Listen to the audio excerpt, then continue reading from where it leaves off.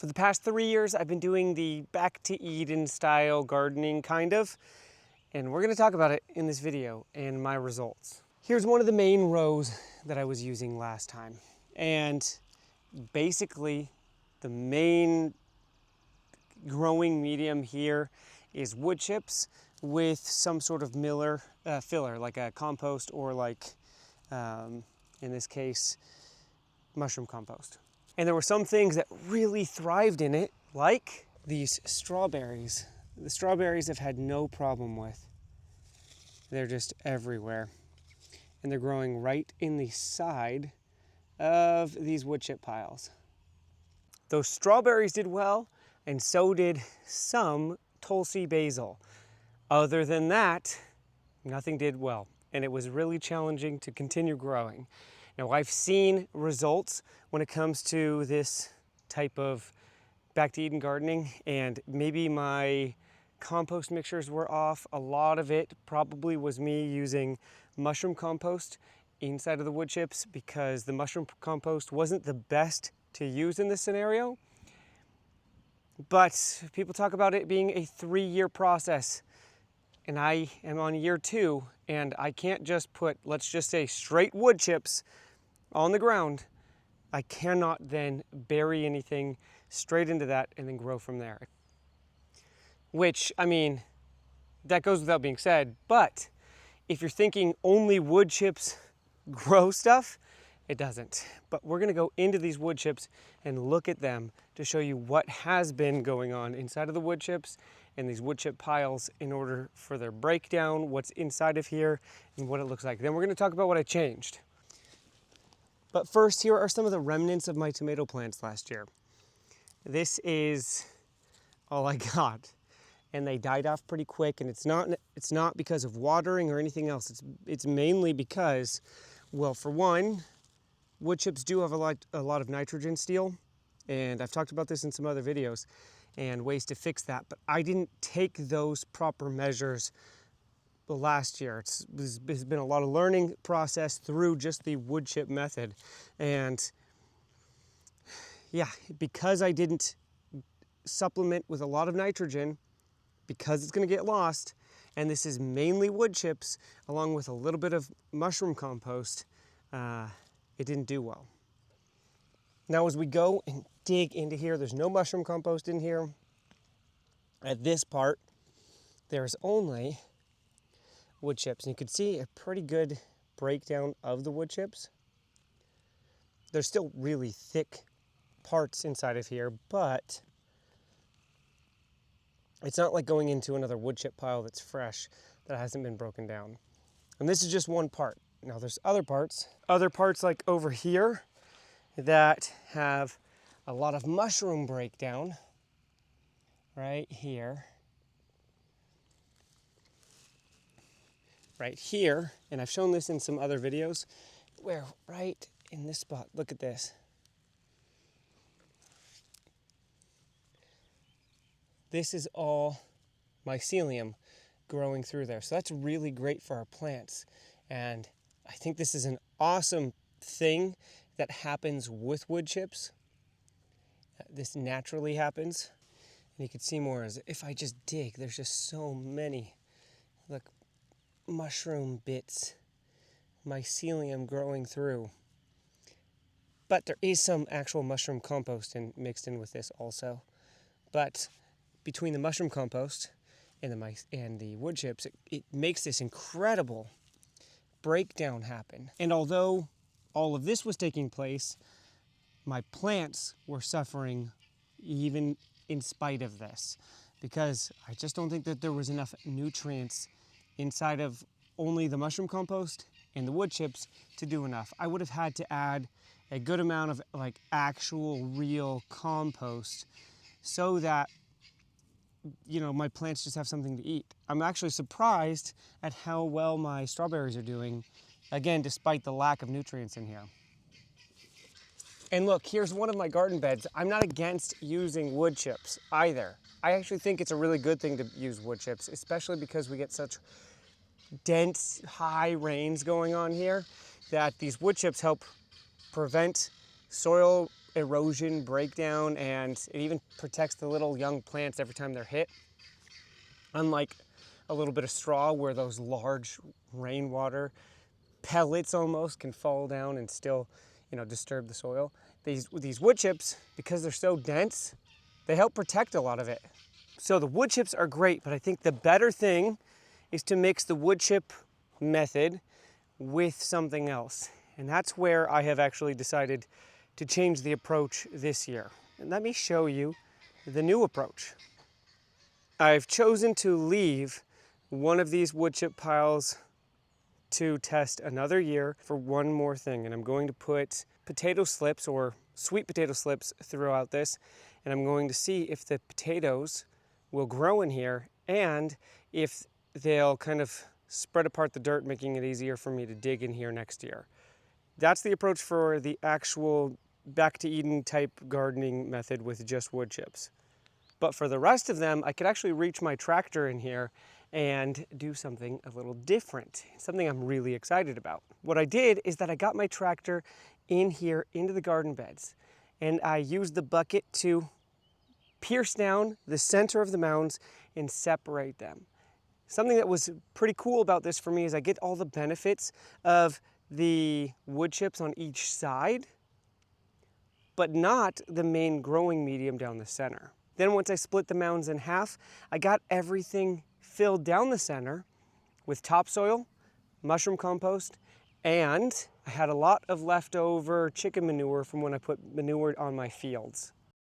I then tilled the chicken manure, mushroom compost, and topsoil all together. I only put about 30% of mushroom compost to the topsoil, and I put a little bit less chicken manure inside of here. But if I can't grow anything in these mounds this year because I feel so confident with the wood chips on the edge to help hold it up, along with these are 2.5-year-old wood chip piles, and they've gotten broken down, and they're going to be a lot like that first one that I showed you. So we're just using them for the sides, and we're keeping the strawberries going down the sides of the wood chips. This adds soil structure support and helps weeds not come up into the garden, and just gives us a really great growing spot for strawberries, because otherwise this would be nothing.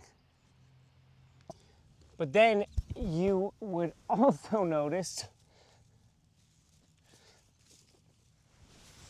you might also notice that I've got pine fines on the tops of these mounds. And that's because sometimes those wood chips, if I cover with wood chips on the top and they're not broken down, sometimes I feel like they're too heavy for some of the more delicate seeds that I put in, that I'm letting germinate in the spot to push up through. So instead of putting wood chips on the top during the initial growing period of the little seedlings, that we just got pine fines so that it will protect the top of the soil and allow for new seedlings to come up easier.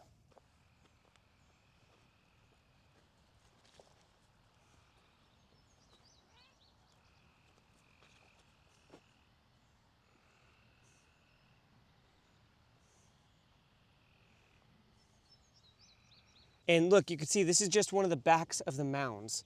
And this is mainly just the mycorrhiza broken down wood chip pile. And I say mycorrhiza broken down wood chip pile because this is held together by that mycorrhiza that's in the soil. So this is why I think it's really awesome to have the wood chips and pair it with another method, because you get all of this, sorry about the cat, you get all this with everything else.